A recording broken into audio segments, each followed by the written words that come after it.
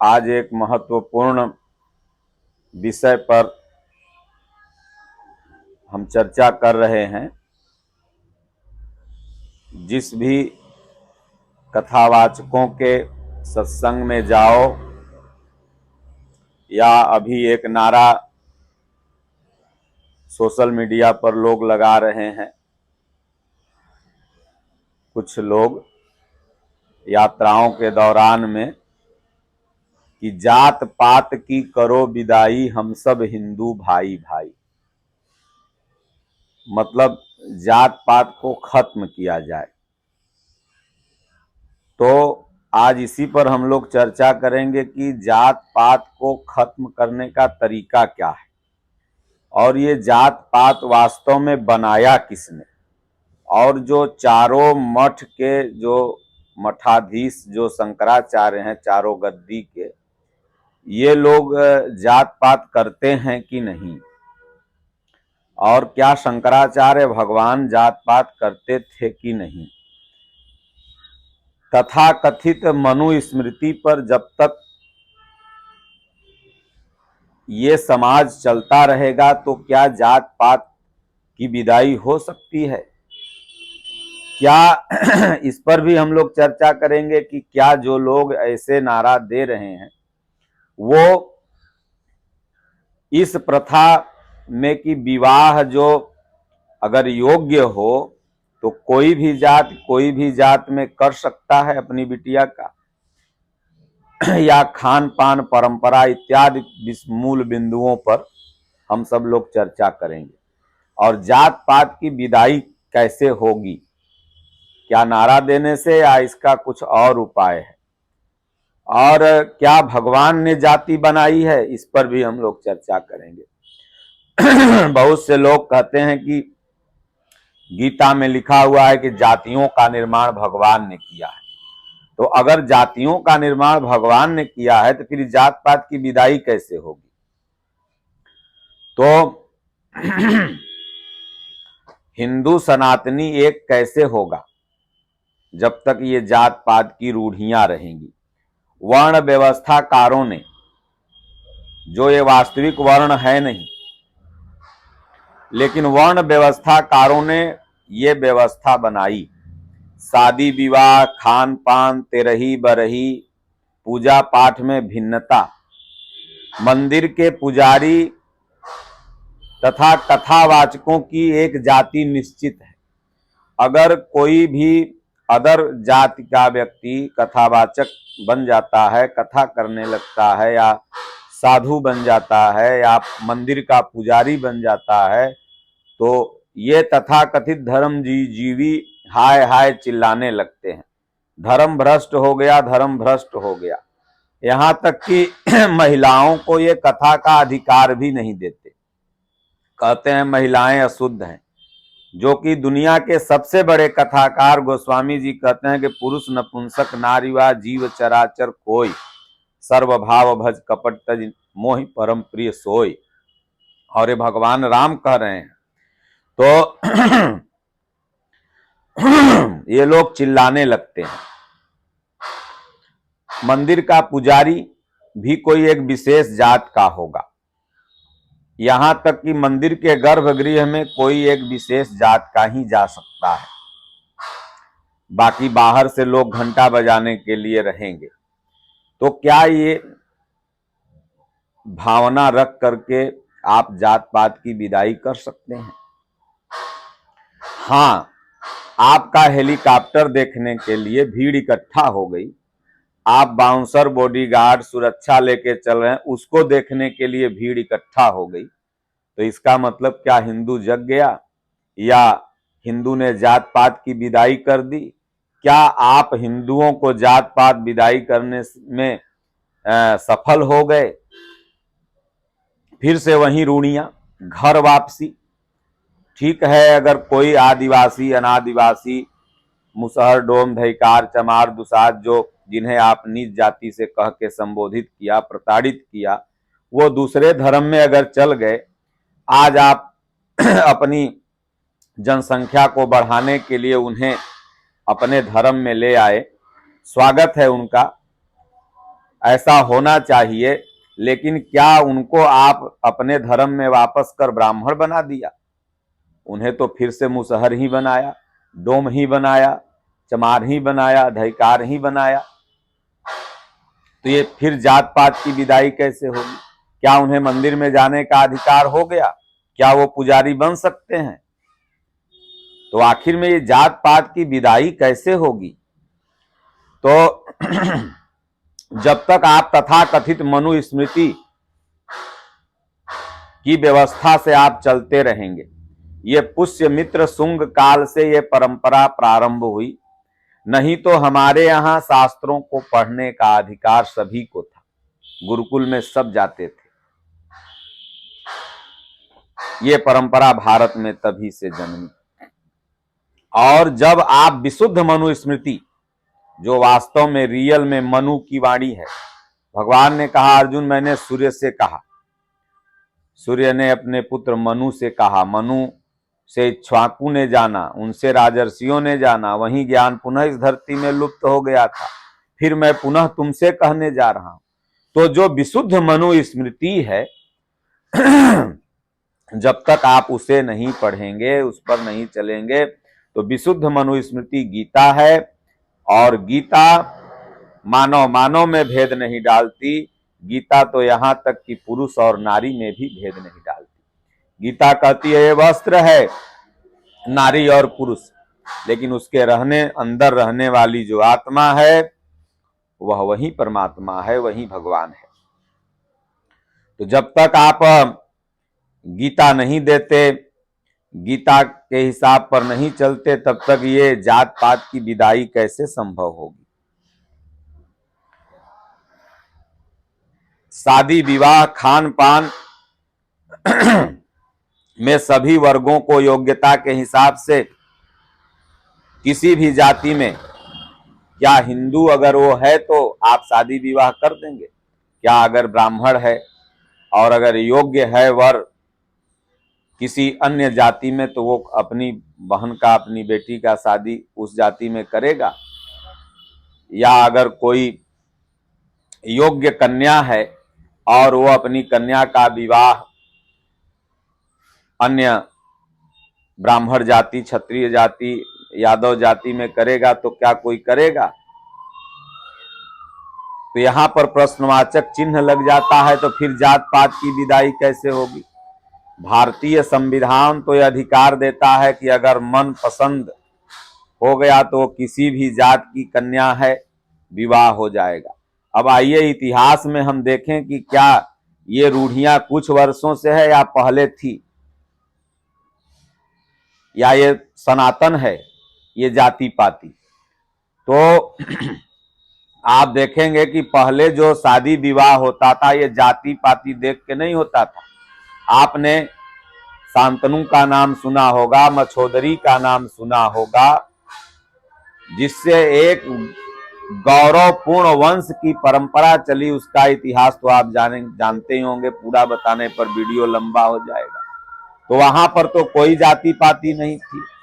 आपने इसलिए क्या नाम है, हमारे पूर्वजों में ये योग्यता के हिसाब से विवाह होता था। पहले देखते थे कि अगर कोई भी जात का लड़का होगा, अगर इसमें आंख में मछली में छेद देगा तो विवाह हो जाएगा, कोई भी धनुष तोड़ देगा।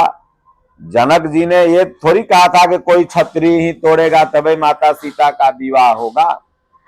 जनक जी ने ये कहा कि कोई भी अगर इस शिव धनुष को तोड़ देगा तो विवाह हो जाएगा। तो इससे यह साबित होता है कि पहले हिंदू सनातनी तभी एक थे जब ये जाति पाति का ये विवाह बंधन, ऊंच नीच की भावना नहीं थी। तो गीता में भी भगवान श्री कृष्ण जाति पाति के विवाह पर पक्ष नहीं रखते हैं, क्योंकि भगवान श्री कृष्ण स्वयं अपने बहन का विवाह उन्होंने संबंधित जाति के व्यक्ति से न करके बल्कि अर्जुन से किया, सुभद्रा का। तो इसलिए सज्जनों, क्या ये जो जाति पाति की करो विदाई, हम सब हिंदू भाई भाई का जो नारा दे रहे हैं, क्या ये लोग ऐसी मानसिकता से सक्षम होंगे? और अगर होंगे तभी जा करके ये जाति पाति की विदाई हो सकती है, संपूर्ण हिंदू एक हो सकता है। और गीता की विचारधारा पर आप कहें चलेंगे, मानवता की विचारधारा पर, तो सनातनी तो सब एक होंगे ही होंगे, जो गैर सनातनी हैं वो भी एक होंगे। तो इसलिए ये जाति पाति जो हमारे यहाँ समाज में बनाई गई, ये बहुत से लोग कहते हैं तो भगवान ने बनाया है। गीता में भी कहा गया कि चातुर्वर्ण्यम मया सृष्टम गुण कर्म विभाग सह। भगवान कहते हैं अर्जुन, 4 वर्णों की रचना मैंने की। तो 4 वर्णों की भगवान ने रचना किया, तो ये वर्ण भारत में ही क्यों पाए जाते हैं? भगवान ने सूर्य बनाया तो सूर्य तो पूरी दुनिया में है, भगवान ने चंद्रमा बनाया तो चंद्रमा भी पूरी दुनिया में है, भगवान ने धरती बनाया तो पूरी धरती दुनिया में है, भगवान ने ऑक्सीजन बनाया तो पूरी दुनिया में समान रूप से है। जो ईश्वर प्रदत्त है, प्रकृति प्रदत्त है, वो तो समान रूप से हर जगह देखने को मिलता है। भाषा के हिसाब से भले वो लोग कहीं सूरज को सन बोलते हैं, कहीं सूरज बोलते हैं, वो बात अलग है, लेकिन वो तो सर्वत्र है। और भगवान ने इंसान बनाया तो इंसान भी सर्वत्र है, लेकिन ब्राह्मण पूरी दुनिया में नहीं है, क्षत्रिय पूरी दुनिया में नहीं है, वैश्य पूरी दुनिया में नहीं है, शूद्र पूरी दुनिया में नहीं है। अगर आप इन्हें बाहरी जात का नामकरण कर देखते हैं तो ये जातियां सिर्फ भारत में पाई जाती हैं। तो क्या सिर्फ भारत के लोगों को भगवान ने बनाया? ये भी सोचने वाली बात है।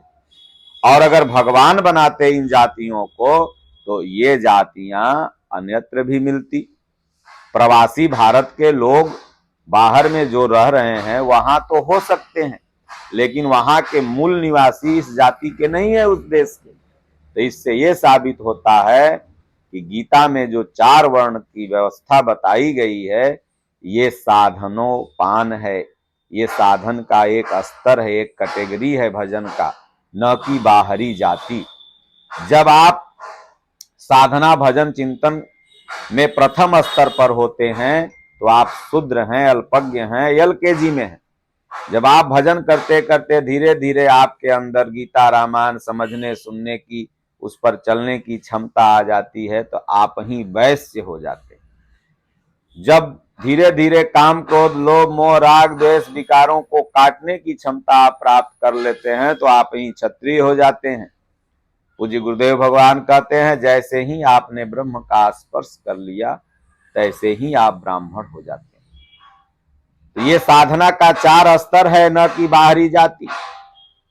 और अगर बाहरी हिसाब से भी देखा जाए तो ब्रह्मा ने 4 ही ब्राह्मण पैदा किए थे। चारों ब्राह्मण सनक, सनंदन, सनद और सनत कुमार ये सन्यासी हो गए, इनसे कोई नहीं जन्मा। तब जाके ब्रह्मा ने मनु शतरूपा को रचा, और मनु शतरूपा क्षत्रिय थे, और पूरी सृष्टि ही क्षत्रिय है। तब भला बताइए, जब मनु शतरूपा से हम जन्मे हैं तो हम कहां से चमार दुसार दहिकार डोम मुसहर हो गए? तो ये सब चीजें बताने की जरूरत है समाज में, तब जाके जात पात की विदाई होगी। आपको मंदिरों में योग्यता के हिसाब से किसी भी जात के पुजारी को रखना होगा। आपको यज्ञ वेदी यज्ञ मंडप भारत में रूढ़ी है। बिहार में बड़े बड़े यज्ञ होते हैं, पूरे देश दुनिया में बड़े बड़े यज्ञ होते हैं, भारत के अन्य राज्यों में भी बड़े बड़े यज्ञ होते हैं। लेकिन जब उसमें यज्ञ मंडप को बनाने के लिए अन्य जातियों का आप सहयोग लेते हैं, जिन्हें आप निम्न जातियां बोलते हैं, लेकिन हवन के लिए पूजा के लिए फिर आप अपर कास्ट में चले जाते हैं, बोलते हैं छोटे जात के लोग इसमें घुसेंगे, धर्म नष्ट हो जाएगा। यही तो हुआ सज्जनों कालांतर में कि भारत 1000 वर्ष तक गुलाम रहा। इसका छुआ खा लो धर्म नष्ट हो गया, इसका छुआ खा लो धर्म नष्ट हो गया। तुम लड़ नहीं सकते, क्षत्रिय लड़ सकता है, वैश्य व्यापार करे, शूद्र हरवाही करे और ब्राह्मण अपनी रक्षा के लिए लड़ सकता है, ऐसा धर्म बना करके ये पुष्य मित्र शुंग कालीन व्यवस्था ने मारा कि भारत को गुलाम बना के रख दिया। और आज भी उसी गुलामी मानसिकता को ये लोग भले कहें कि जात पात की करो विदाई, लेकिन मानसिकता कहीं न कहीं से वही है। अगर गीता के प्रति, अगर ये लोगों के प्रति आप नहीं कहते अब कि भाई कोई भी पुजारी बन सकता है, कोई भी मंदिर में जा सकता है, कोई भी पूजा अर्चना कर सकता है, कोई भी जात का हो कथावाचक बन सकता है, इसलिए संत महापुरुषों ने वास्तव में जात पात की विदाई की थी। तो राम भगवान ने जात पात की विदाई कर दी। सबरी के दरबार में जाते हैं, गीध अधम खगयामिस भोगी गत दीन्ही जहि जाचद जोगी। आपको राम बनना चाहिए। आप कहेंगे कि हम राम के वंशज हैं, लेकिन अपने आगे नाम के आगे कोई राम लगाता है, कहेंगे राम लगा लिया तो कहार हो गया तो चमार होगा। तो भगवान राम ने विदाई किया जात पात की। सबरी के यहाँ गए, कोल भीलों के यहाँ गए, माता सबरी को महसूस नहीं होने दिया। जूठा बैर भगवान खाए, लक्ष्मण ने महसूस करा दिया। भगवान कृष्ण ने जात पात की विदाई की। भगवान कुबड़ी को गले लगाते हैं, भगवान विदुर के घर जाके झूठा खाते हैं। इसलिए जात पात की विदाई जब तक राम और कृष्ण के सिद्धांत पर हम सब लोग नहीं चलेंगे, तब तक जात पात की विदाई कह देने से जात पात की विदाई नहीं होगी। हमारे पूज्य गुरुदेव भगवान ने जात पात की विदाई कर दिया। आप आश्रम में जाओ, उसी थाली में हिंदू, उसी थाली में मुसलमान, उसी थाली में यादव, उसी थाली में चमार, सब कोई एक थाली में धो करके वहां रख करके खाता है। वहीं संत महात्मा भी हैं, सब एक जगह बैठेंगे, कोई जात पात नहीं, कोई जातीय भेदभाव नहीं, आपस में महात्माओं में प्रेम। तो ये महापुरुष के शरण में जात पात की विदाई होगी। महापुरुष जात पात की विदाई कर सकते हैं, और महापुरुष गीता और रामायण और रामचरितमानस के हिसाब से चलते हैं। और दुनिया में विशुद्ध मनुस्मृति गीता है, मनु की वाणी है, इसलिए विशुद्ध मनुस्मृति है। पहले गुरु अपने शिष्य को यह ज्ञान देता था, शिष्य अपने मन में धारण करता था, इसलिए इसका नाम मनुस्मृति पड़ा। यही ज्ञान और यही ज्ञान फिर पुस्तक के रूप में लिपिबद्ध हुआ। और वेदव्यास कहते हैं कि मैंने तो सब लिखा, और सबसे बड़ी आश्चर्य की बात है कि जिन्होंने इतने बड़े ग्रंथों की रचना की, उनकी माँ कौन थी, उनके पिता कौन थे। तो इसलिए सज्जनों, जात पात की विदाई सिर्फ मुंह से कह देने से नहीं होगा। शंकराचार्य भगवान थे, यात्रा जा रही थी, कोई गरीब जा रहा था, शंकराचार्यों ने उसको हटाना चालू किया। जब नजदीक पहुंचे तो शंकराचार्य भगवान का वो दर्शन करना चाहता था। जब हटो हटो हटो हटो, भागो भागो चिल्लाने लगा सब अगल बगल वाला, तो उसने कहा मैं किसे हटाऊं, जो मेरे अंदर आत्मा है उसे हटाऊं कि अपने शरीर को हटाऊं। तब शंकराचार्य भगवान कहे तो बड़ी गूढ़ बात कह रहा। तब उन्होंने कहा कि न यहाँ कोई शूद्र है, न कोई क्षत्रिय है, न कोई वैश्य है, न कोई ब्राह्मण है, यहाँ बस जो है वो चिदानंद रूपः शिवो अहम शिवो अहम।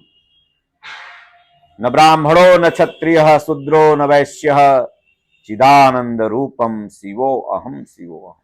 इस संसार में जो कुछ भी है वो शिव है, भगवान है, और कोई नहीं, क्योंकि शिव उनके अंदर से बोले। भगवान बुद्ध जा रहे थे, एक बैलगाड़ी फंसी हुई थी, मदद करने लगे। सब आके बोले अरे राजकुमार आपने क्यों छू दिया,